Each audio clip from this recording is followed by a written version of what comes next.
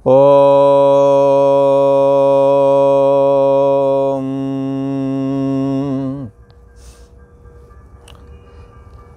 श्री योग वासिष्ठ के उत्पत्ति प्रकरण में श्री वशिष्ठ जी महाराज बोले, हे राम जी, यह चित्र भी परमात्मा से उठे हैं। बोले, कौन से चित्र? यही चित्र अहम त्वम इदम, स्त्री पुरुष जानवर पेड़ पहाड़ नदी नारे, ये चित्र कहाँ से आए हैं? श्री वशिष्ठ जी महाराज कहते हैं, हे राम जी, ये चित्र भी परमात्मा से उठे हैं। कोई ऐसा नहीं है कि अपने आप में ऐसी कोई वस्तु नहीं है जिसमें परमात्मा ना समाया हो। जैसे समुद्र में ऐसी कोई लहर तरंग फैन बुदबुदे आदि नहीं है जिसमें पानी ना हो। इसलिए हे राम जी, यह जो जगत रूप चित्र देख रहे हो, ये परमात्मा से उठे हैं। जैसे समुद्र में लीला से जल कड़का होती है, अर्थात लहर तरंग फैन बुदबुदे आदि होते हैं, तैसे ही राम जी परमात्मा से ये मन प्रकट हुआ है। और मन कोई अलग वस्तु नहीं, परमात्मा की अभिव्यक्ति मन के रूप में होती है। जैसे पानी की अभिव्यक्ति लहर तरंग आदि के रूप में होती है। परमात्मा से मन प्रकट हुआ। हाँ, आत्मनः आकाशा संभूता, आत्मा से आत्मस्वरूप आकाश प्रकट हुआ, आत्मा से आत्मस्वरूप वायु प्रकट हुआ। परमात्मा से उत्पन्न होने वाला ये मन भी परमात्म स्वरूप ही समझना चाहिए। इसलिए मन तू ज्योत स्वरूप है, अपना मूल पहचान, अपना मूल की पहचान कर। कैसा है मूल? इसका मूल है सदा चैतन्यता, सदा प्रियता। आपके सोने जागने वाली चेतना का भी जो साक्षी है, जो एक ही चेतन अनेक बुद्धि में प्रतिफलित हो करके चेतनस चेतना नाम एक को बहु नाम हो करके अभिव्यक्त हो रहा है। एक ही चेतन जब नाना बुद्धियों में प्रतिफलित होता है तो नाना प्रकार के अहम अहम अहम अहम अस्मि ऐसा करके बोलते हैं। एक ही चेतन अनेक चेतनों के रूप में विभक्त की तरह खड़ा है, न कि विभक्त हो गया है। ये परमात्मा से राम जी मन हुआ है, और ऐसे हुआ है जैसे पानी से लहर होती है। उस मन ने अहम त्वम इदम आदि करके इस जगत का बड़ा विस्तार किया है। बड़े विस्तार रूप जगत की रचना की है।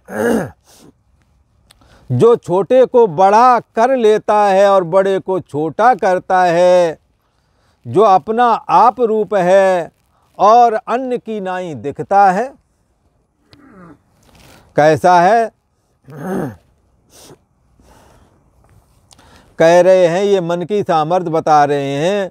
उस मन ने बड़े विस्तार पूर्वक जगत की रचना की है। छोटे को बड़ा दिखा देना, स्वप्ने वाला जगत, स्वप्न का संसार बड़ा विस्तार पूर्वक होता है और जागने से नष्ट हो जाता है। तो कहते हैं छोटा छोटे को बड़ा कर लेता है। स्वप्न का एक क्षण का स्वप्न, और महसूस क्या हुआ? 12 साल देख लिए। राजा हरिश्चंद्र क्षण भर के लिए सोए और उन्हें लगा 12 वर्ष का एक अलग से जीवन देखा। छोटे समय को बड़ा देख लेना और बड़े समय को भी छोटे समय में देख लेना, ये मन की सामर्थ्य नहीं तो और क्या है। राजा मुचकुंद, सतयुग में मुचकुंद गुफा जो बद्रीनाथ साइड में है, हिमालय पर्वत पर, सतयुग के समय सोए और जागे कब हैं? त्रेता पूरा चला गया। द्वापर चला गया, लास्ट आ गया था। तब भगवान श्री कृष्ण काल यवन का वध करने के लिए वध करने के निमित्त जब भगवान जाकर के गुफा में छुप गए तो उसने लात मारने के चक्कर में और वहाँ भगवान ने मुचकुंद के ऊपर अपना पीताम्बर डाल दिया था और मुचकुंद को ये वरदान था। कहानी तो सभी को पता ही होगी। ये मुचकुंद देवताओं की मदद करने के लिए गए थे स्वर्ग में। जब राक्षसों के साथ देवताओं का युद्ध हो रहा था उस समय की ये बात है।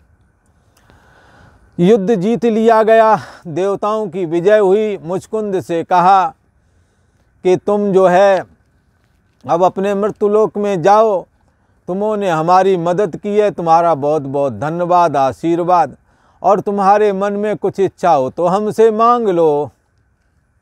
तब मुचकुंद ने मन में विचारा कि शक्ति तो हमारे पास इनसे कम है नहीं, क्योंकि इन्होंने हमसे मदद मांगी है। हाँ, एक बात जरूर है, हमें चाहिए तो इन देवताओं से कुछ नहीं, परंतु हाँ, ये देवता लोग क्या कह रहे हैं कि भाई मुचकुंद ने तो कह दिया कि हमें तुमसे कुछ नहीं चाहिए, तो उन्होंने कुछ नहीं चाहिए, कोई बात नहीं। तब उन्होंने कहा मैं थक गया हूँ, मेरे को नींद की इच्छा हो रही है, कोई ऐसी एकांत जगह बता दो जहाँ पर मैं सो जाऊँ, कोई छेड़छाड़ ना करे। तो मुचकुंद सतयुग के समय में सो गए थे, थके हारे थके देवासुर संग्राम की वजह से, और जागे हैं तब जब काल यवन ने हमला बोल दिया था भगवान श्री कृष्ण की ओर उनके ऊपर। तब वो भगवान श्री कृष्ण भागने लगे और भागकर उन्होंने अपना पीताम्बर सोते हुए मुचकुंद के ऊपर डाल दिया। दुष्ट काल यवन ने क्रोधित होकर उनको पैर से प्रहार किया, और जब मुचकुंद की आंखें खुली तो उनसे क्रोधाग्नि निकली और वो काल यवन जल के भस्म हो गया। मुचकुंद को भगवान श्री हरि, भगवान श्री कृष्ण के दर्शन प्राप्त हुए और उन्हों को दुर्लभ भगवान की भक्ति प्राप्त हुई, जिससे वो मुक्त हो गए। तो इस प्रकार से ये देवताओं की मदद करने मुचकुंद गए थे। ये मन में बड़ा सामर्थ्य है कि सतयुग में सोए, त्रेता द्वापर बीत गया, सोते ही रहे, इतना बड़ा पीरियड एक क्षण में बीत गया। क्यों बीत गया? क्योंकि समाधि में स्थित थे। कालातीत नाड़ी जो सुषुम्ना नाड़ी कही जाती है उसमें प्रविष्ट थे, परमात्मा में स्थित थे, कालातीत हो गए थे। यदि कालातीत न होते तो जाने कितने शरीर मिलते तो भी इतना लंबा पीरियड आप पूरा न कर पाते। परंतु मुचकुंद तो जाकर कालातीत परमात्मा में आनंद प्राप्त करके सो गए, समाधिस्थ हो गए, और जब जागे तो भगवान की कृपा से जागे तो लंबा पीरियड थोड़ा समय में बीत गया। और कई बार क्षण भर सोते हैं, 12 वर्ष का समय बीत जाता है। इस मन में बड़ी सामर्थ्य है, बड़े को छोटा और छोटे को बड़ा बना देना, ये मन में सामर्थ्य है। जो अपना आप रूप है उसको अन्य की नहीं दिखा देता, ये मन में सामर्थ्य है। जो अपना स्वरूप आत्मा है वो दूसरे की तरह लगता है, और जो शरीर, देह और जगत ये दूसरे की तरह है, ये अपने की तरह लगता है। तो ये क्या है? ये मन की ही सामर्थ्य है जो ये ऐसा लगता है। और कहते जो अपना रूप है वो तो अन्य की नहीं दिखता है, और जो अन्य का रूप देह है, शरीर है, देह के संबंधी हैं, ये सब अपना रूप लगता है। और आत्मा जो अपना रूप है वो अनात्मा लगता है, अर्थात पराया लगता है। आत्मा को अनात्म भाव प्राप्त हो जाता है। इस प्रकार से हे राम जी, आत्मा को आत्म भाव, अनात्मा को, आत्मा को नहीं, अनात्मा को आत्म भाव प्राप्त हुआ है। शरीर जन्म से पहले नहीं था, और मरण के बाद में नहीं रहेगा। बीच में भी बचपना, जवानी और बुढ़ापा करके अपने रंग बदल रहा है, परंतु जो बचपने में मैं था वही जवानी में हूँ मैं। मेरा रूप आकार तो नहीं है। ये जानने वाली, अंदर अनुभव करने वाली शक्ति जो बचपने को जान रही थी वो आज जवानी को भी जान रही है। और जो जवानी को जान रहे थे तो जवानी और बचपना दोनों गए, पर वही आज बुढ़ापे में जान रही है। वही शरीर, मन और इंद्रियों को भी जान रही है। यहाँ तक सब कुछ जानने वाली जो ये जागने वाली चेतना है, इसको भी आप जान रहे हैं। आप इस बात को जान रहे हैं कि मैं सब कुछ जान रहा हूँ जगत व्यवहार को। और जब आप सो जाएंगे तो कुछ ना जाना, जो चेतना सब कुछ जान रही थी उसको आप जानते थे। सो जाने पर जो चेतना कुछ नहीं जान रही है, वही वाली चेतना जो सब कुछ जान रही है। इस चेतना का ये इतना बड़ा अंतर कि एक समय ये सब कुछ जानती है और एक समय इसी के साथ ऐसा गुजरता है, ये अपने को भी नहीं जानती और दूसरे को भी नहीं जानती। इसलिए सोने वाला कहता है, सुख से सोया कुछ भी न जाना। तो ये क्या है? ये जो चेतना है इसका नाम है आत्म चेतना। यही है आत्मा, यही है अपना निज स्वरूप, जिसके द्वारा आपका सोना और जागना भी जाना गया। अथवा एक ऐसे कहें, सोने जागने वाली चेतना भी जिसके द्वारा जानी गई है वो आत्मा है, वो निज स्वरूप है। परंतु देह जो हमारा स्वरूप नहीं है, उसमें ही सदा रचे पचे रहने की वजह से, उसी से घुले मिले होने की वजह से जो अपना निज स्वरूप आत्मा है उसको हम भूल गए। स्वयं सच्चिदानंदा भूल के भयो बंदा। हाँ, जैसे सर्प मणि उजियारे खाए कीट मति मंदा। ये मतिमंद सर्प मणि के उजाले में कीट पतंग खाता है। ऐसे ये बंधुओं, मणि की जगह पर ये सोने जागने वाली चेतना को जो जानता है वो ज्ञान मात्र स्वरूप है, उसका नाम आत्मा है। वही हमारा निज स्वरूप है, वो मणि की तरह है। उस मणि की सत्ता में आपका ये जो जीवात्म भाव है, सोने जागने वाली जो चेतना रूप जो जीव है, ये जगत में विषय लोलुपता में फंसा हुआ है। ये कीट पतंग की तरह विषय लोलुपता में फंस करके राग द्वेष से पीड़ित रहता है। खाए कीट मत मंदा है, कभी राग को खाता, कभी द्वेष को खाता है, तो कभी काम सताता है, कभी क्रोध सताता है। खाए कीट मत मंदा, कभी शब्द को खाता है, कभी रस को खाता है, कभी रूप को खाता है। आँखों के द्वारा, शब्द को कानों के द्वारा खा लेता है। अच्छा शब्द बोला जाए खुश हो जाता है, अपमानजनक बोला जाता है वो कान को खाना ही पड़ता है, तब ये दुखी हो जाता है। इसी प्रकार से अच्छा रूप दिखे खुशी होती है, और जब कुरूप भयानक रूप दिखता है तो भय लगता है, दुख होता है। आँखों को ये खाना ही होता है, चाहे अच्छा रूप हो, चाहे खराब रूप हो, चाहे अच्छा शब्द हो, चाहे खराब शब्द हो, कानों को सुनना पड़ेगा, आँखों को देखना पड़ेगा। तो ये चीज़ हाँ कौन करता है?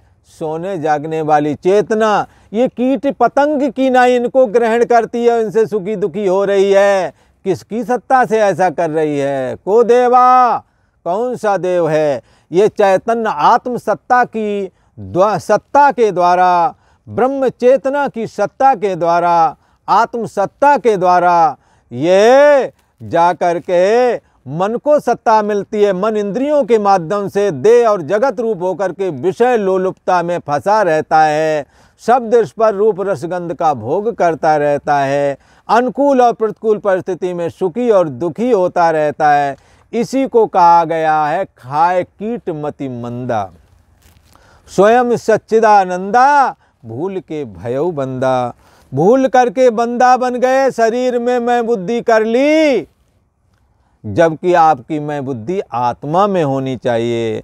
ऐसा भ्रांति रूप ये जो मन है निकट वस्तु को दूर दिखा देता है, इसमें ये सामर्थ्य है।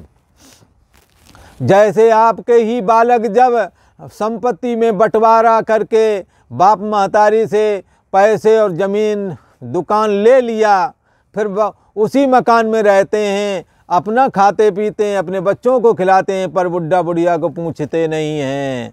हो गए ना दूर, पास में बैठे हुए भी अमेरिका जितने दूर पर बैठे हैं।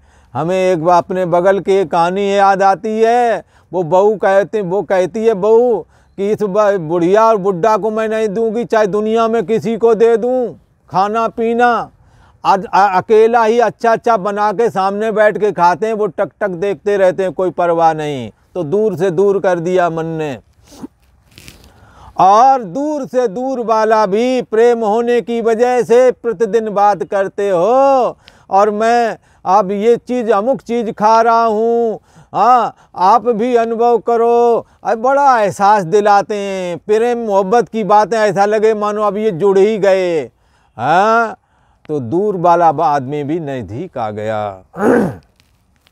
ये मन में सामर्थ्य है कि निकट वस्तु को दूर और दूर वस्तु को निकट दिखा देता है।